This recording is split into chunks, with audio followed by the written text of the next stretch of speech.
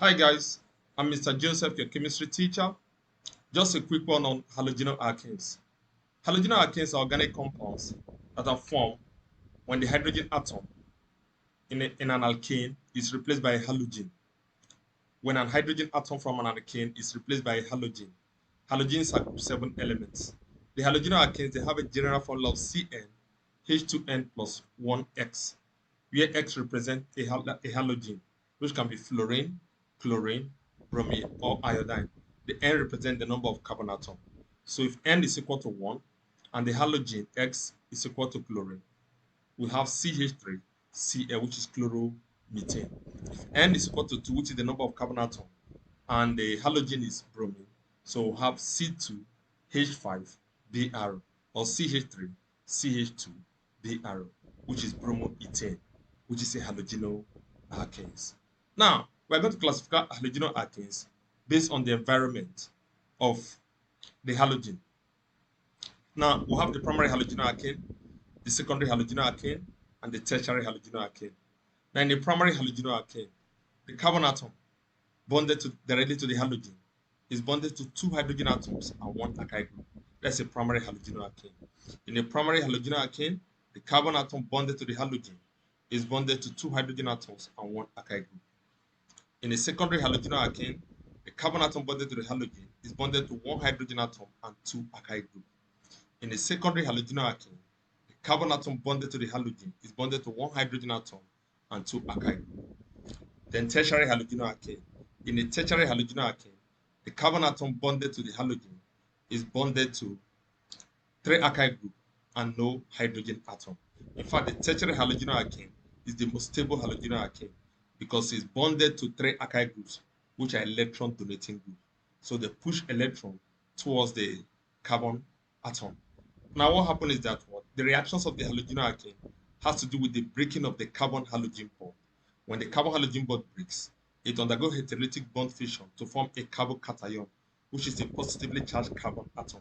So in a tertiary halogenal alkane, the carbocation is surrounded by three alkyl groups, which are electron donating groups. They donate electron towards the carbocation, reducing the charge density and making the tertiary carbocation more stable than the secondary, which is bonded to two alkyl groups, which are electron donating groups. Then the secondary is more stable than the primary halogenal alkane, which is bonded by one alkyl group. So it forms a primary carbocation, secondary carbocation, and tertiary carbocation. Now, the major reactions of the halogenal alkanes has to do with nucleophilic substitution. What is substitution reaction? It simply means the replacement of an atom or group of atoms by another. Substitution reaction is the replacement of an atom or group of atoms by another atom or another group of atoms. Then when we talk about nucleophiles are electron pair donors, electron rich species that donates electron to electron deficient site. So we talk about nucleophilic substitution. That means a nucleophile substituting what? A halogen in a halogenal alkane. Now, in nucleophilic substitution, we have the SN1 and SN2. That is the mechanism of the nucleophilic substitution is based on SN1 and SN2. When we talk about SN1, the S stands for substitution, the N stands for nucleophilic, then the 1 stands for unimolecular, which means that the rate of reaction depends on the concentration of one of the reacting species, which is the halogenal alkane and not the nucleophile. So the rate of reaction depends on the concentration of the halogenal alkane in SN1 and not the nucleophile. And it is tertiary halogenal alkanes that undergo what? SN1, because SN1 have a tertiary carbocation, which is very, very what? Stable. So the rate of reaction depends on the concentration of the halogenal alkane and not on the nucleophile.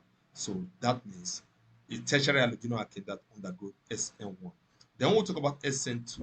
The S means substitution, N means nucleophilic, and the 2 means bimolecular, which means that the rate of reaction depends on the concentration of the halogenal alkane and also the nucleophile. So it is primary halogenal alkane that undergo SN2, primary halogenal alkane, because they form primary carbocation, which is the least stable. So it is primary halogenal alkane that undergo SN2. So the rate of reaction depends on the concentration of the halogenal alkane and also the nucleophile. Now what happened?